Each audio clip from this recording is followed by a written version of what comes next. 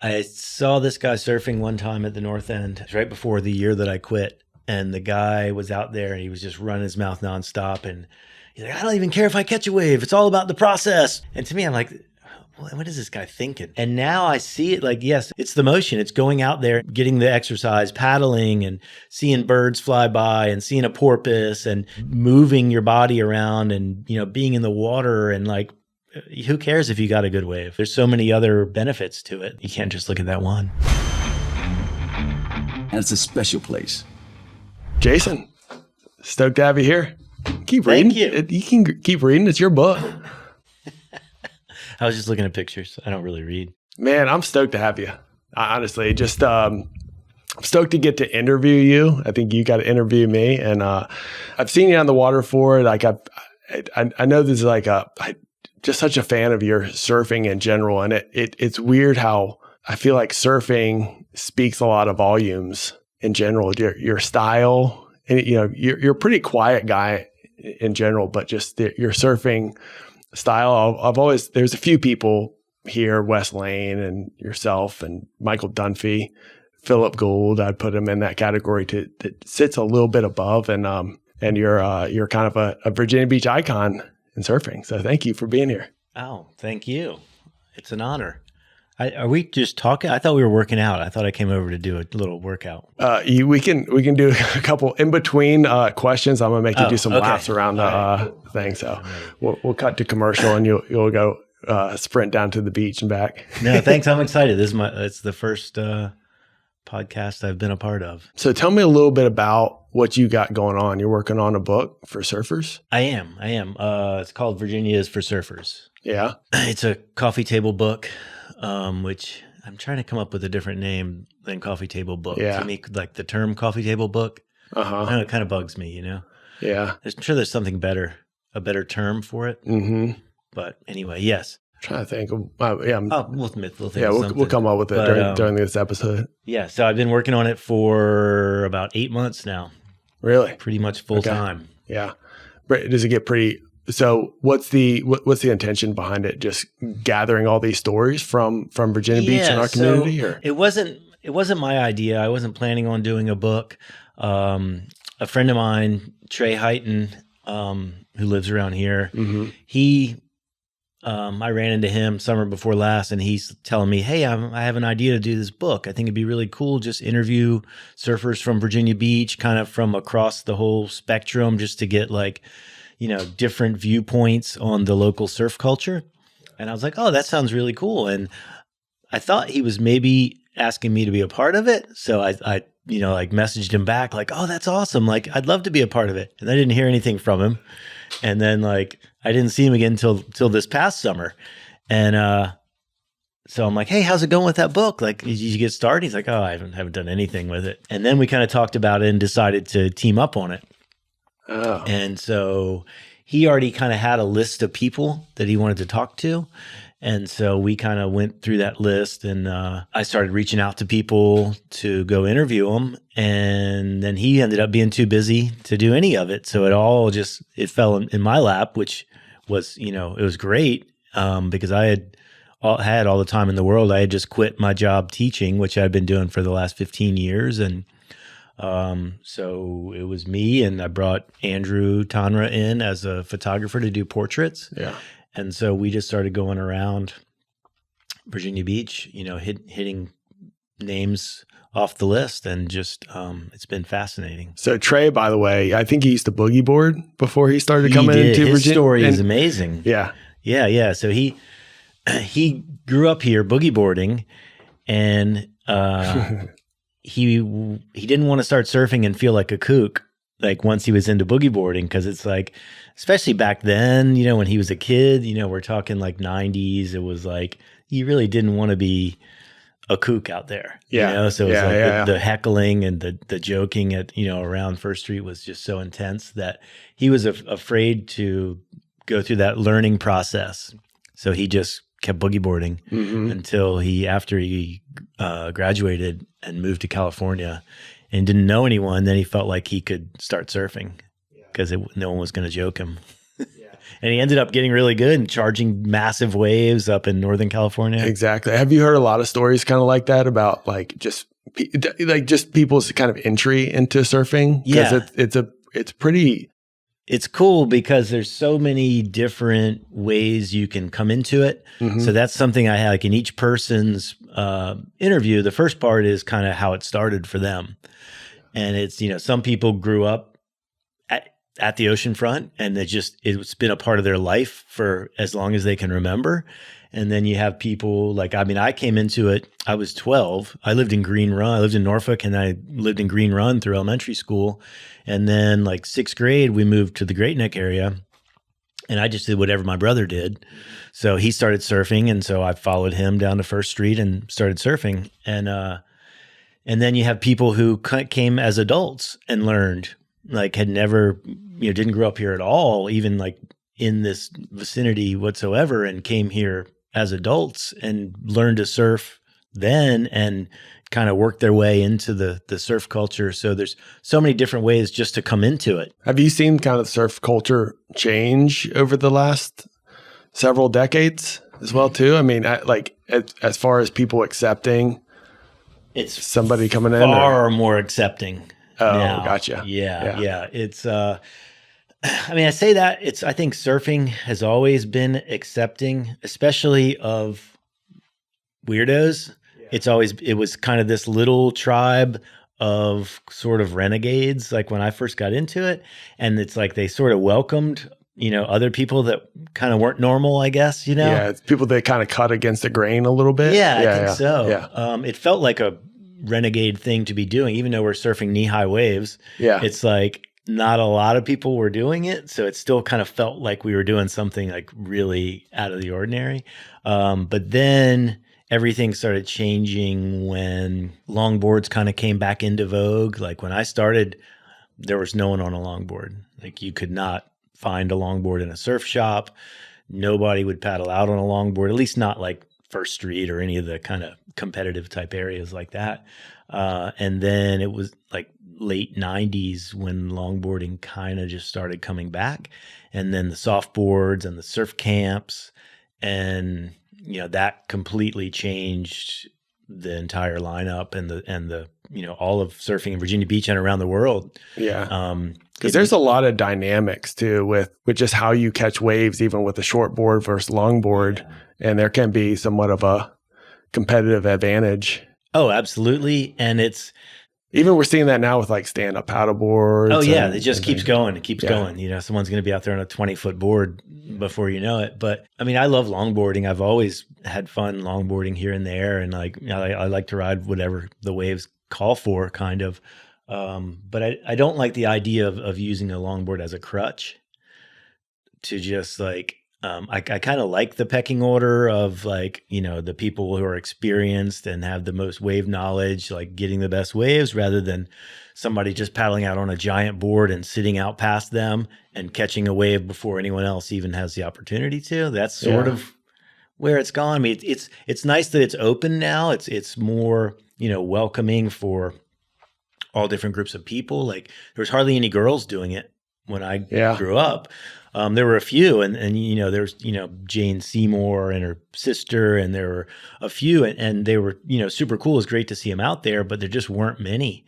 And then when I started doing surf camps, same thing. It was 5-10% girls, and now it's like 50 or 60% girls. So it's great to see that change in terms of just kind of opening up. Bring a lot more positivity to the lineup, I'm sure. Absolutely. It's not a bunch of grumpy old dudes, as soon as a, girl paddles out, it does kind of change the atmosphere a little bit. You brought up an interesting topic, and we actually do this in the gym too. We started a youth performance program called Grit. And the one thing we really wanted to get out of it was teach kids etiquette too, and how to same thing with the gym. It's a very intimidating place to go into. It's like, but there is just teaching people how to work out and go to the gym, and there's etiquette around it too. And I think that's kind of what you were talking about. There is a lot of etiquette that goes into surfing. You're supposed to be.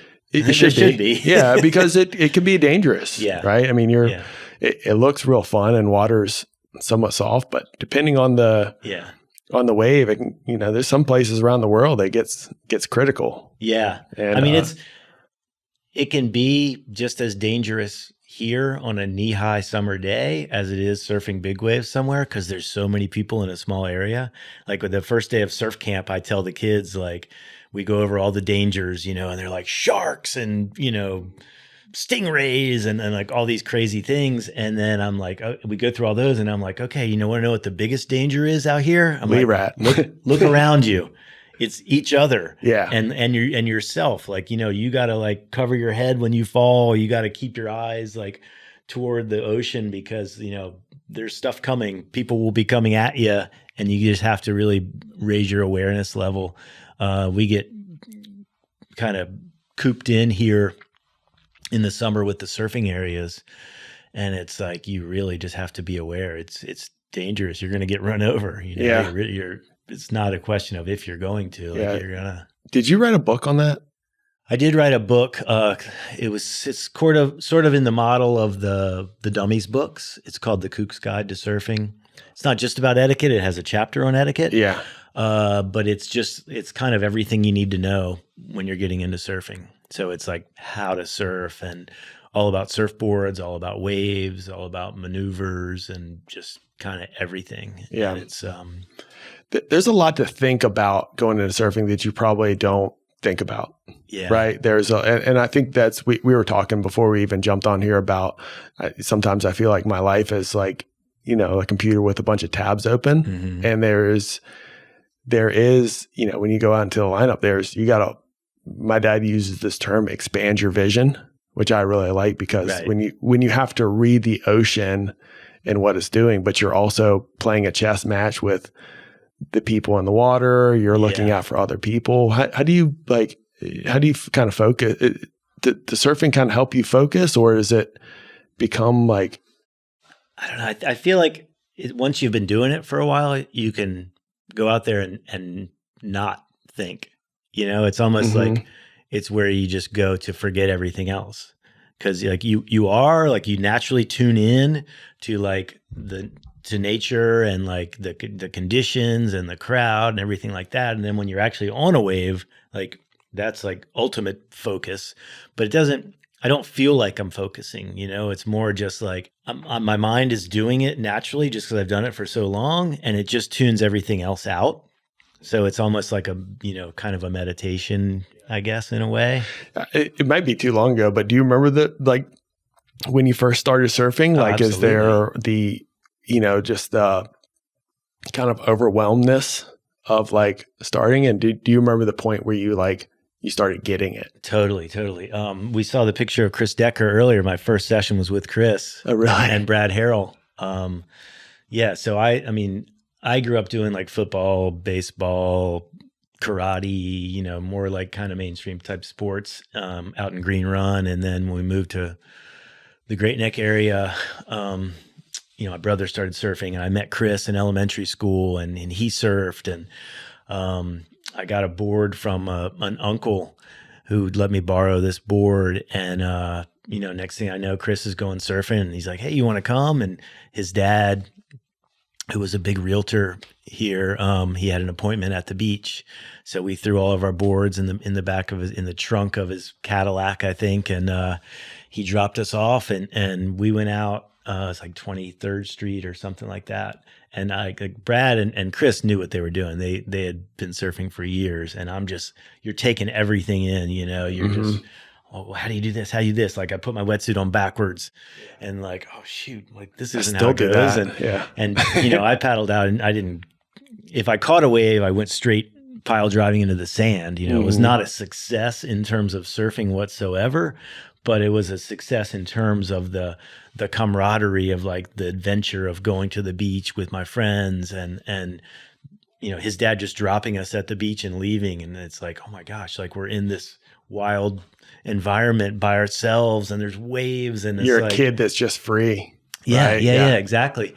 And that was like in May, and like that summer I came down as much as possible. I'd ride my bike from Great Neck carrying a surfboard, and anytime I could get down, I would just spend the whole day down at First Street. And before too long that summer, it's such a great place to learn to surf here. It's not a great place once you get good at surfing, then it kind of leaves you wanting. But to learn to surf here in the summertime, it's inviting, it's warm, the waves are gentle. You do have the good people you get to see, and then you see, okay, this is my next step, and then I need to learn that. And the steel pier had been gone just for a couple years, and there were these buoys out at First Street from like the shrapnel left from the steel pier after they had gotten rid of it. And I remember those buoys, but it seemed like it was a really flat sandbar, and the waves would break by the end of the jetty and just kind of reform. And you start catching whitewaters, and then eventually one of your whitewaters reforms like kind of into an actual wave. And I remember the first one, which I would have been 12, 1982 at First Street, and just the feeling, the difference in like, oh, I'm riding whitewater and just trying to hang on, to like now all of a sudden you're on like a wave with a face on it, and it's like just such a different feeling than anything else in the world, and it's unforgettable. Yeah. It's a unique sport too, where there is a lot of just natural, just the bottom of the ocean, what the sandbars are like, what the swell's doing. Yeah. There's a lot of variables to surfing. It's not like snowboarding or skateboarding where you can just show up and you have something every single time. It's that, there's a lot of luck involved. And I feel like sometimes when you get that, when everything just happens just right, it's almost like that divine intervention or something. Yeah. It's just, well, the nice thing when you're getting into it, especially as a kid, it's like you don't care how the waves are. You're just going. It can be the worst day of the year, and you're just going to have a blast, especially if you have your friends with you. And so that was kind of cool, kind of being oblivious to all the different elements of weather and all that. And then once you get a little bit better and you're like, okay, now I want a little bit bigger wave, and I want to find a better shaped wave. And then you start to learn all about the weather and all the elements that make a wave, and the bottom contours and all that kind of stuff. And you really do kind of become a weather person when you're into surfing, because you want to know how well, not so much anymore because we have Surfline. It tells us everything we need to know. But I made huge mistakes when I was first trying, because it was like, they don't tell you that like a west wind is blowing from the west, not to the west. So it's like my dad was like, going to take Chris Decker and I down to Hatteras. He's like, let me know when the waves are going to be good. And there was no Surfline. So it was just, I would check the newspaper. The weather was, I think, on the back, and I would look at the weather, and I'd be looking for like offshore winds or whatever I was looking for, but I had the winds backwards. And finally I'm like, Dad, it looks like tomorrow is going to be good. Let's go. So I call Chris, and we get in the car, 5 a.m, and we drive down to Kitty Hawk, and it's like on shore and like ankle high and breaking right on the beach. And I'm like, it's the newspaper said the winds were going to be right. And so we wasted them. We had fun. We went and ran down the dunes and did the water slide. And the funny thing is, just talking about kind of what we have here in Virginia Beach, is right around the corner in Frisco, the waves were head high and glassy. And I had no idea. So I come back the next day, I'm surfing First Street, and I see this guy that I know, just Stephen Michaels, I think. Yeah. And he's talking about, were you in Hatteras yesterday? I'm like, yeah, I went down there. It was flat. He's like, were you in Frisco? I was like, head high and perfect. And I was just like, oh gosh, no. And then I started realizing that I blew it. And I think I was 13 at the time or something. So I started paying a little more attention to what the winds actually mean, and learning about when we will really get waves. That's so funny. That's how I remember forecasting too, is looking at the newspaper every day, and there was just the tide charts, high and low, and I wouldn't know anything. I would just look at the tides, and I would just keep kind of looking in between, because you never really know. Yeah, especially in Virginia Beach. If you know the tides in Virginia Beach, that's probably more important than anything, because a lot of the conditions that we have, if it's around low tide, within a couple hours either side of low tide, there's a wave you can ride. If it's high tide, even if there's a good swell, a lot of times it's just, not really breaking or slamming right on the beach. So the tide is a huge factor here. And do you, so you do a lot of camps too? Yes. Yeah, I've been doing camps since the 90s. I did so Cheney Cole had the first camp in Virginia Beach. It was called Oasis. Did he? Really? Surf I was Camp. with him Yeah. last night. Yeah. Yeah.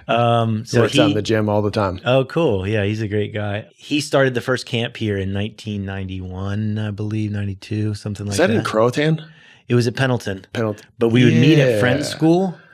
And, I think I remember doing that. I think I remember like they taught me to carry a longboard on my head, but I had it upside down, so I had all this wax on my hair.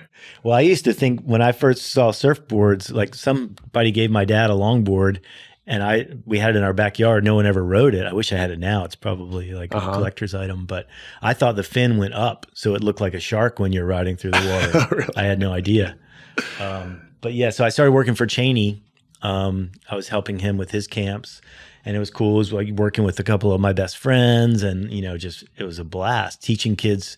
I realized the first day, seeing that look on a kid's face when they get that first wave, it's like it took me straight back to when I was 12 and I got that first wave. It's like I recognized that feeling, and it's like being able to see that for a job, get paid to go introduce kids to this was like the best job you could imagine. Yeah. So much fun. Do you ever keep up with any of the campers? Kind of like, do they continue surfing afterwards, or is? Oh yeah. So a lot of my campers, since I started my own camp, which was like 1997, a lot of my campers come back year after year. They'll do like several weeks in the summer, come back 3-4 years, and then they start working for me when they're like 14, 15. And then, so they become like kind of helpers, and then they become like full-fledged instructors. And I've had people run my camp that learned to surf at my camp. And then I've been doing this so freaking long. I've had people whose parents I taught back in the Oasis surf camp days. Yeah. They're bringing their kids to my camp. Yeah. I feel like once you become a surfer, you're always a surfer. It's just one of those things that I don't know. A lot of people, like if I looked at all the people that have been through my camps in the years, a lot of, percentage wise, I have no idea. So it's not a lot for of them. everybody. It's just another camp. Yeah. I can't imagine seeing it like that. Yeah. But I think for a lot of them, it's like, okay, we're doing lacrosse camp, and then we're going to do, soccer camp, and then you got a surf camp, and it's like they leave and move on to the next thing. Gotcha. Which that doesn't make sense to me. It's like you say once you're a surfer, you're always a surfer. I feel like, if I stopped surfing today, you could bring me back to the beach in 20 years and first wave I see, I'd be mind surfing that wave. And if I'm watching TV and see a wave, I'm mind surfing that wave. It's like, I can't imagine not looking at a wave and imagining surfing it. Yeah. Didn't you stop surfing for a little while? I did. I What was that quit like? for a year. What was that like? Looking back on it, it was great. It was the best decision ever, I feel like. Why? Because you were just too addicted to surfing at that point? Well, no, it wasn't anything like that. So the idea came about, there was this article in the Surfer's Journal. This writer, Brad Malekian, great writer, he wrote a whole article about just the idea of quitting surfing. And he talked to all these different surfers and basically found that like people don't just quit surfing. Once you're into it, if you just do a camp, you might not do it again because you're on to the next camp next week. But once you really get into it, like people don't just quit. Like maybe their job takes them somewhere, or like their responsibilities, family, they have kids, they just don't have the time, or they get hurt, like an injury could keep you out. But people don't just go, yeah, I'm just not going to surf anymore. And I read that article, and then I'm surfing one day up at the north end. It's just like a November cold, choppy day. I'm surfing by myself, no one around. As far like I look both ways, there's nobody. It's just me, cold water, fun little waves. I'd been doing it for 30 plus years at that point. And like at the reading that article, I just started thinking about it. And I'm like, what if I quit surfing? I love just like random challenges. And I'm like, I wonder if I could quit surfing. And it's just like me. I have no one to discuss this with. And I'm just like, by the time I came in a half hour later, I had decided I'm going to quit surfing for a year. I'll do it for a year. And it was November. So I'm like, I'll start January 1st. All of next year, which would have been 2014 maybe. I'm like, I'm not going to surf. January 1st to December 31st. I'm just not going to do it. Just as a challenge, just to see what would happen. Because I could barely even remember my life before I started surfing. I didn't feel like it dominated my life. If you ask my ex-wife, she would say it dominated my life. You ask my kids, they would say it was my life, you know? But to me, it's like, I didn't know anything else. And I just wanted the challenge. It was like I thought of it as like the guy that ate McDonald's every meal for a month straight, you know, and did the documentary on it, and just like to see what would happen kind of thing, you know. To me, it was more just like a social experiment. Like, I wonder what would happen. And so that's what got me into it. And then I ended up doing a blog about it. And then I've just written a whole memoir that's coming out next year, kind of based on that. Gotcha. So I guess you're going to explain this in the memoir, but you said you look back on it and glad you did it. Yeah. In many ways. And it wasn't until like a little after that I really started realizing it. And just in surfing terms, it made, you know, you don't really know something when you're in it every day compared to when you step away from it. I think no matter what it is, it could be a relationship, it could be your profession, it can be, you know, your favorite pastime, whatever it is. Once you are completely removed from it and you have time to really just like think about it and see what life is like without it, it gives you a new perspective of what it does mean to you.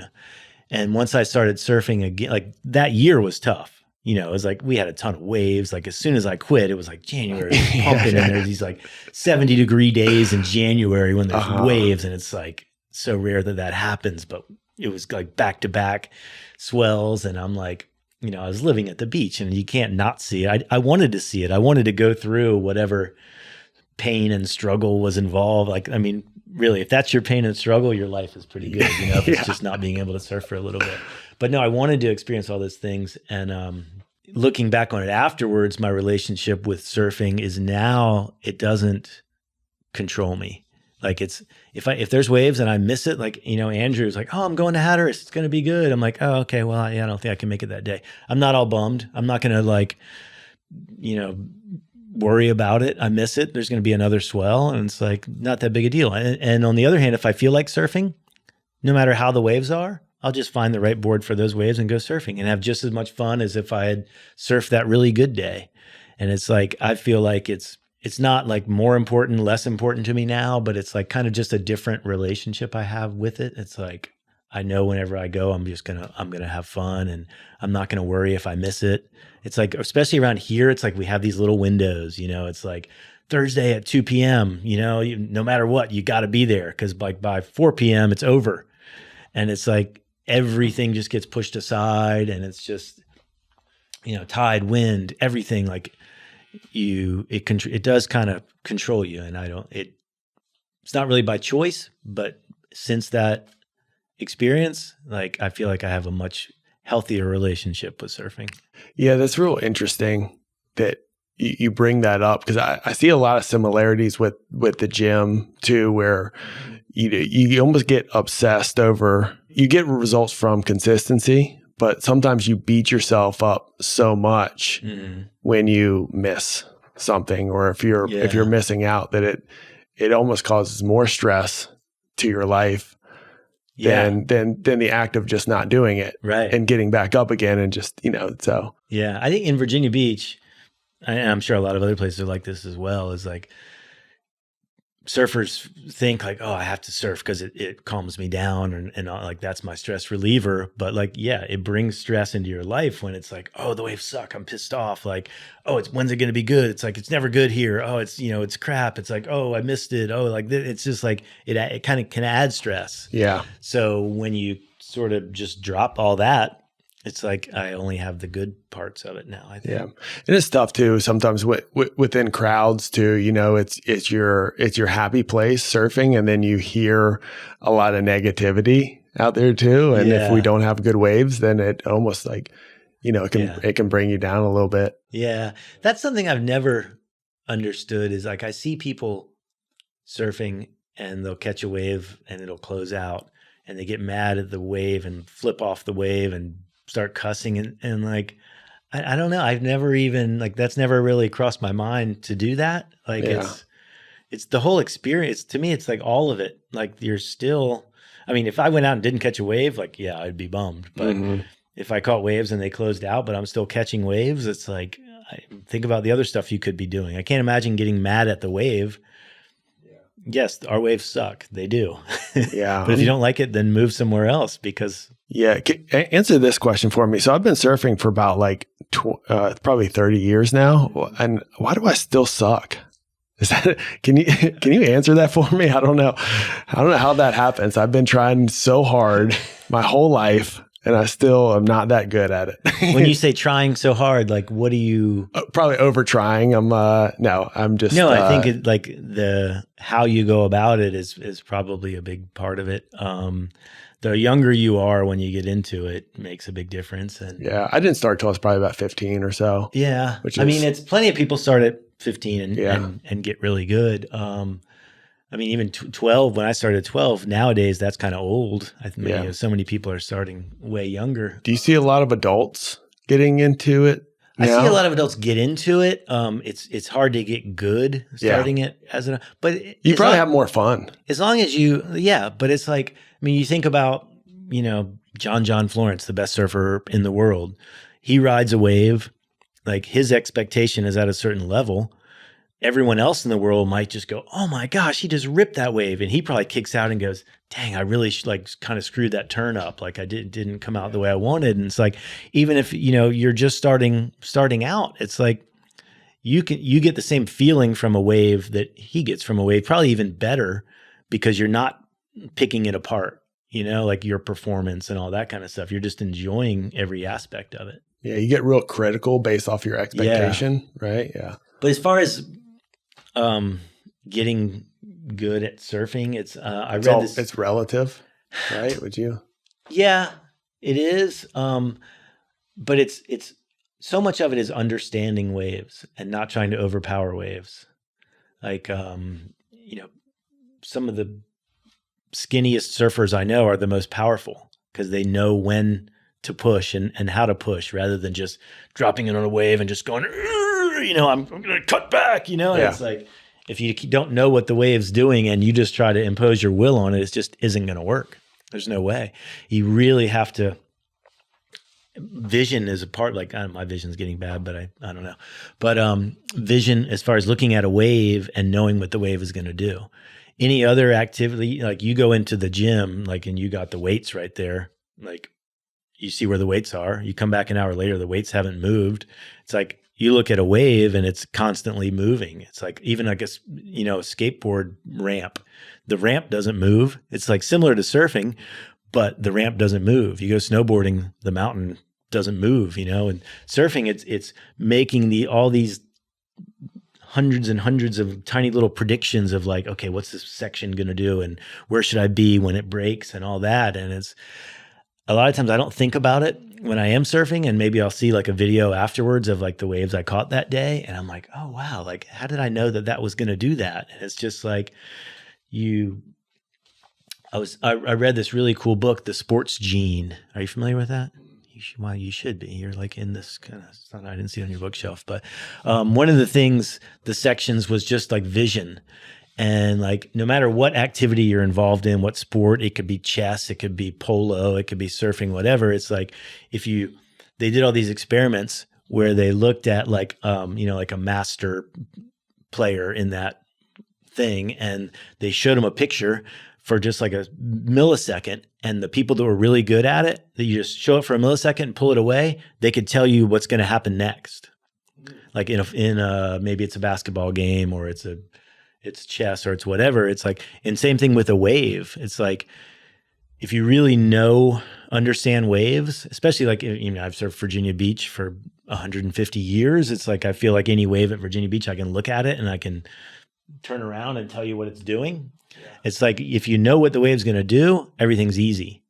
If you don't, you're just reacting to the waves instead of like going, okay, this is going to be the spot I need to be. So I need to like go to the top and get my speed to the bottom and come back up here. And it's like, rather than reacting, I feel like when you really can read the waves, it's more like, I guess it's still reacting. Well, you're more proactive, right? Yeah, I guess you could say it's proactive, but it's just knowing what the wave's going to do and putting yourself in the right spot. Yeah. What's that? The book, The Sports Gene? The Sports That Gene. sounds really interesting. Yeah. The whole thing was fascinating, but that part really stood out to me. And I look at someone like Kelly Slater, like I feel like no one really thinks about this. They just think, oh, he's a ripper. He's the best surfer ever, whatever. But it's like, I feel like his vision, like he looks at waves, and I think of like how I look at a wave, and I feel like I have good wave vision and knowing what a wave's going to do. But his is like off the charts beyond mine in terms of he knows it way better, and he can put himself in like some crazy position because he knows what the wave's going to do to help him come out of that position. Yeah. You bring up Kelly Slater, and you wrote his book? I did. It's his autobiography, Pipe Dreams. But yeah, I wrote it. He lived it, but I did everything else. Okay. How did that happen? So I knew Kelly from competing against him in the East Coast Championships. I beat him several times. No, I didn't. He kicked my butt, but and then we were like on the ESA All-Star team at the same time when we were teenagers. So I got to know him a bit, and then I was working for Surfline during the whole like .com boom. It was swell.com at the time, but and a guy that worked for me had just done Tony Hawk's book. Mm-hmm. That was also an autobiography, but it was written by this guy that I worked with who was friends with Tony. And I was like, wow, like that would be really neat to do a book like that on Kelly. So I reached out to Kelly, and I'd kind of seen that the .com boom was going to bust. Like we were already kind of laying off staff and everything. And I'm like, gosh, I'm going to need another job. I'm like, I should do a book on Kelly. That would be cool. And so I sent him a message, and he's like, yeah, I'm busy right now. I don't have time to do anything like that. I was like, okay, whatever. And then sure enough, a couple of months later, I get the call that, they lay off the rest of the editorial staff. So I don't have a job. And then, not long after that, I get an email from Kelly like, hey, remember that book we were talking about? Like, let's do it. So he already had the deal with HarperCollins to write it. As the publisher? Yes. So he just needed someone to write it. And so I think they probably went to Steve Hawk first, Tony's brother, who I worked for at Surfer Magazine. Yeah. Great guy. He's like the nicest guy ever. He taught me so much. And I think he probably, I don't know if he realized it or someone else did, but like, hey, what if we had somebody closer to Kelly's age and somebody who grew up on the East Coast who, could understand what he experienced a little bit more maybe. And so they reached out to me and asked me to do it. Oh, interesting. I was going to say it's a lot of pressure for people that don't know. Kelly Slater's arguably the best surfer. Who's going to argue that he's not? I don't know, but yeah, it's some Brazilian. He's not today, but yeah. He was for decades, I would say, probably. Not that I know anything, but I didn't feel pressure on that one. I feel way more pressure on the Virginia Beach book. Oh, really? Yeah, because it's like, I kind of have pride coming from Virginia Beach and wanting to make sure that I represent Virginia Beach, honestly. Like I don't want to make it look better, try to make it look better than it is. I just want to present it honestly because I think it is an awesome place to learn to surf, and I think the surf community here is awesome. And I just want to represent it well. So I feel like pressure on that. The Kelly one, it was kind of like, did a bunch of research for a couple weeks, got a bunch of articles, every article I could find on him. So I met him in Hawaii for 2 weeks during the Pipe Masters and had just page after page of questions.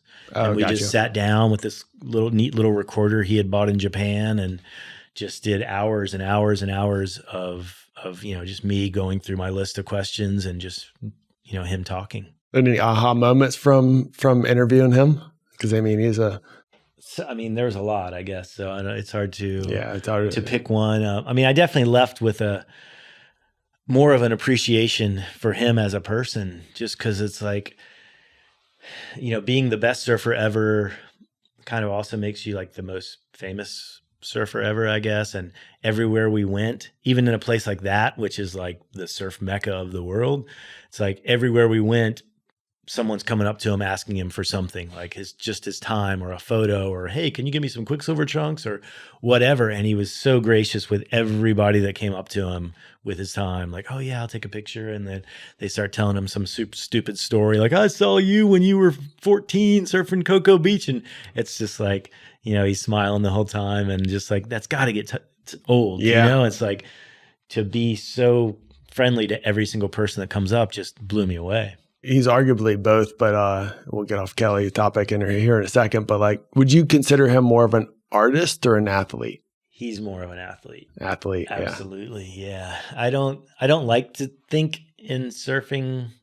I don't like to label surfing as a sport as much as it's something different for everyone. Yeah. But his whole mindset was the competition thing, know. And it's like you can see he did it till he was 52, 53, he's still doing it competitively. And that was such a driver for him. And it was for me growing, Virginia Beach in the 80s, West. And, so competition was huge. You're stuck out at First Street with 100 people and like, fighting over waves and wanting to get better and climb the ladder and all this stuff. And so I've been working for years to get the competition brain away as far as possible. But for him, it just really seems like the competition aspect. He's just a super competitive person in everything. Ping pong, doesn't matter what it is. It's like, yeah, to the death. He's an athlete, almost, Yeah. So it's like the competition side of it, and he treats it, the way he takes care of his body and all that kind of stuff. Like he's definitely an athlete in every way. Are you guys, so you're also helping with opening up Atlantic Park? So I will be working there. Yeah, okay. So I'm kind of overseeing all the instruction that they'll be doing there. Okay. So I'll be hiring instructors and training, and we'll be working with like beginner, like all levels. In Atlantic Park, just for people that don't know, it's a indoor outdoor wave park. Yeah, it's an outdoor wave. Okay. Yeah, definitely outdoor. But it's the wave garden technology, which is incredible. It's got every different level of waves, and there might be 2 days a year where the ocean is better than the waves there. The other 363 is like that's going to be the best place around to surf. Is it going to be year round? It'll close for a few weeks in the winter for maintenance. Oh, gotcha. And then I think maybe every few years they have to like drain it and refill. People keep asking me, is it a heated pool? It's not heated. Okay. But it will be warmer than the ocean just because it's protected, by the buildings around it. So the wind isn't going to have as much of an impact on it. And then, it's a perfect peeling wave with a channel. Whereas if you go surf anywhere out here in the winter, you're going under waves and you're just open to all the elements. Gotcha. Whereas there you paddle out with dry hair, you're catching a bunch of waves, it's just waiting in line to catch a wave. It's not waiting for an hour for a wave that might never come. It's like, your wave, there's a wave every 8 seconds. So when you get to the front of the line, you're catching your wave.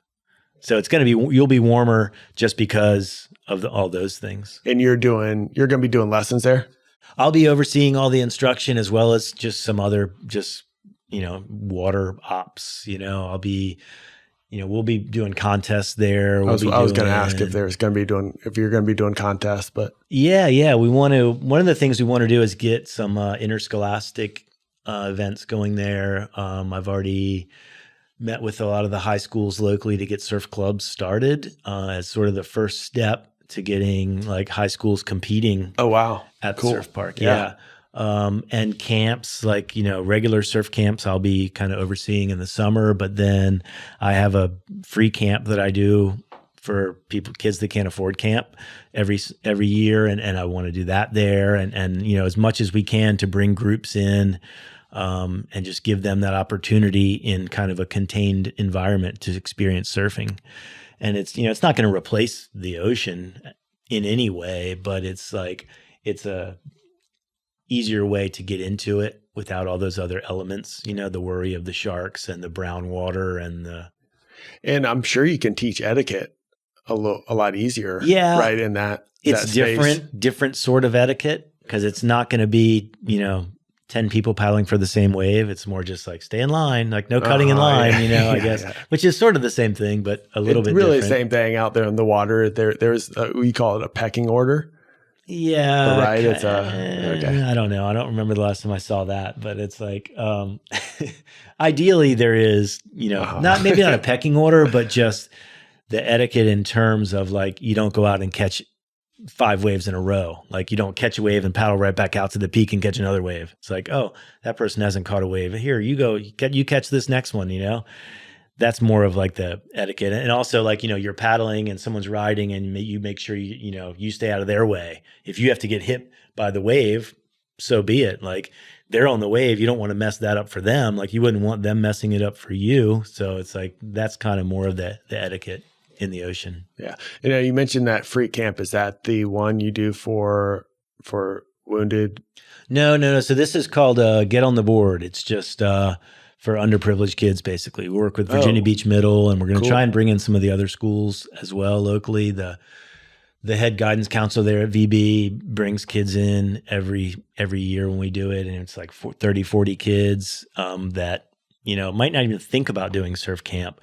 But definitely like their parents can't afford it. It's not cheap. Yeah. And, we just want to provide that experience for some other people that, there's a lot of people that live within a mile of the beach and they don't see it as this awesome, free natural resource. Mm-hmm. If you're scared of it, that's fine. You can have a healthy fear of the ocean, but like learn to enjoy it and appreciate it and go out. It should be a playground, so I want to make sure it's done so much for me that, it's the least I could do is, try to introduce it to some other people. Yeah. And that's what we were looking up so Virginia Beach is listed as number 44 top fittest cities in America, which we should be a little higher. Good? I don't know. Like 44. Yeah, 44. That's higher. That's top 100. I don't know how many major cities there are in America. That might be really bad. We need to research that one. But one of the criteria for determining the fittest is proximity to parks. And I think we have a very unique kind of place where we have this massive park sitting right here, the ocean, pretty close. It's the beach and Atlantic Park, and it is not always kind of recognized as a park where you can play, where you kind of introducing somebody to surfing. It allows you to go and like experience that from a healthy kind of fitness. I think the health aspect is huge. It's one of many benefits to surfing. There's the mental aspect of just, going out there in nature. Like anything you do in nature is good for you, your brain and your body and everything. The exercise you get from it, like there's not much else that's better than the workout you get from going surfing. There's just so many different benefits to it. Like another key for me is like you're introducing these kids to surfing and they're starting to see the ocean in a different way. And, maybe the last time they went down there, they went to 7-Eleven and got a candy bar and a drink and threw the can and the wrapper on the beach when they were done. And now all of a sudden they're surfing and appreciating the ocean and the beach a little bit more. And maybe they, take their stuff and drop it in a trash can and, that kind of thing, like creating people who are stewards of the environment and they actually think about it. I think surfing does that for people. Because you want to, like, you love it and you want to go do it again and you want your kids to be able to do it and your grandkids. And it's like, if we trash it, we're not going to be able to do that. So it's like, to me, that's huge, trying to make sure that as many people as possible look at it for, the great natural resource that it is and protect it. Yeah. I appreciate you doing that too. And our job is to introduce people to fitness. And, I define fitness as fitness is motion and motion is life. Right. And that's, just a way to kind of introduce them to this world of being active. Right. And appreciating the world around us. Yeah. Yeah. I saw this guy surfing one time at the North End. It was right before the year that I quit. And the guy was out there and he was just running his mouth nonstop. And he's like, I don't even care if I catch a wave. It's all about the process. Like, and to me, I'm like, what is this guy thinking? This was before I had kind of gone through that whole experience Yeah. and changed my thoughts on it. And now I see it like, yes, as far as being active and motion, it's like, and I think about the people that drop in on a closeout and, scream F this or whatever, it's like, it's the motion. It's going out there and, getting the exercise, paddling and seeing birds fly by and seeing a porpoise and, moving your body around and, being in the water and like, who cares if you got a good wave? It's just there's so many other benefits to it that you can't just look at that one. Yeah, that's great. I'm real excited to be here with you and interview you, but I'm real excited about this book to come out. I know it's a little pressure on you, but the people that you've interviewed, I've seen a little bit of snippets of some of the people, and I think the people you've interviewed are people that represent the surf community really well here in Virginia Beach, and so. Well, the most interesting thing to me about the different people that I've interviewed, and you probably half of them you don't know who they are yet, but and it's the people that you wouldn't expect that are the most interesting to me. It's like getting those other stories of, people that got into it in some different way, or they just have a different viewpoint on it, and they're total outsiders. They're not part of the crew that you would expect to be in a book like this. But it's like their stories are fascinating, and like without them, to me, the book would have been really boring. Yeah. So it's been like such a great thing for me just to kind of now when I go surfing, it's like I'm so much more open to meeting new people. I try to. My wife asks me every time I go surfing, "Did you make any new friends?" And like used to be like I'm going out and catching my waves and coming in and going about my business. But now it's like I go out there and I want to catch some waves, but it's like I'll just randomly start talking to someone, and you just like you learn so much, and you meet cool people, and it's like almost every time I just start talking to someone, I'm amazed at like, why didn't I do that for the last however many years? It's like. It's so cool. Yeah. And so before we sign off, how can people support you and your project? Yeah. So we are self-publishing the book. It's going to cost $40,000 for the printing. And so we launched a Kickstarter, and the Kickstarter goes on until mid-April, something like that. And we're trying to raise the 40 grand to pay for the printing. And if we don't hit our goal of 40 grand, I don't know if you're familiar with Kickstarter, but if you don't hit your goal, you don't get anything. Everyone gets their money back that they pledged. So you can go on to Kickstarter.com and you can pledge your support, all different levels. You can like basically pre-buy a book. You can, if you just want to throw $5 in, that's great. Hats, t-shirts, all there's that hats, stuff. there's t-shirts, there's tote bags. There's a few bigger items too. We got a few photographers, local photographers, surf photographers from through the decades. Mo Sanford, a lot of people know Mo Daddy from around here. Yeah. Andrew Tonra's got his gallery in there. Dick Meserol. He's really good. Yeah. Who's not from Virginia Beach, but has a ton of great photos from Virginia Beach. He has a gallery in there. Eddie Campo, John Wright. So like these great surf photographers from the several decades, they all have a gallery in the book. And so I chose one print from each of them. And so on the Kickstarter, you can get an 18 by 12 print framed, 21st Street Art Gallery. Joe's taking care of us up there. And a book for like a little bit, a little higher pledge, up to the highest with the VIP surf experience where we're doing, we're renting out the surf park for a session. Really? For just the people that donate a certain amount. And, it can be a coached set. If you need coaching, I'll be in there, helping you out. And so you get the VIP session in there, followed by dinner where, we're going to go to Hearth and have an awesome meal and talk about the book. And I'll show a little behind the scenes of the book. So there's a lot of different levels you can donate at. Right now we're about a third of the way there. So we need to, keep pushing to try to get to that level. I think it's really cool. Even in that, I mean, I don't know how publishing works at all, but I guess there's a reason you chose self-publishing versus. Well, with a story like this and knowing like knowing a lot of the people and a little bit about their stories, it's like, there's a lot that you want in there that I don't want someone telling me what to keep in and what to take out. It's like there's some raunchy stories in there, like things were different 80s, 90s, as far as what people did and got away with. And, some of it funny, some of it could be over the line, whatever. And then, people that experience just really heavy stuff. And I wanted to make sure that I could decide what goes in and what doesn't.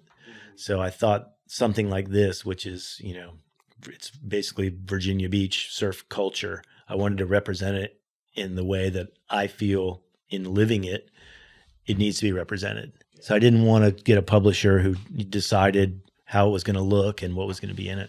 Yeah. And it's just really cool how you're raising the money for it through Kickstarter and using our local photographers. And you mentioned Hearth, and that's, Big Sam, who's a surfer. And you're basically, kind of using the surf community in a really positive way to bring light to this area, which is, I think is a really special area. Yeah. In general. So I feel like it's unintended consequence, but I'm starting to see it like kind of bringing the surf community together and kind of to the forefront, as people outside the surf community kind of see, oh, what's going on over there? They see the posts and all that. And it's like, I mean, I've never gotten this much traction with anything I've ever posted. But, I don't care if people like my picture, but it's like, I bought Pipe Dreams.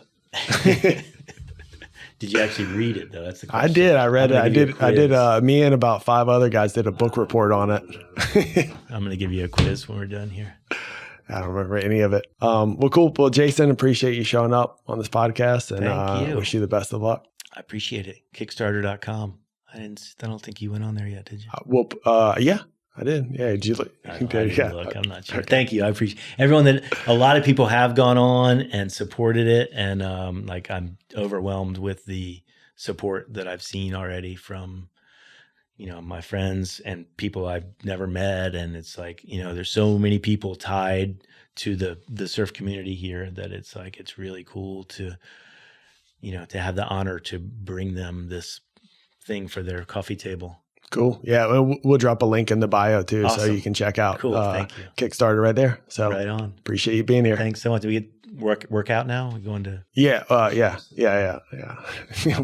done with the workout. Oh, that was it? That was it. Yeah.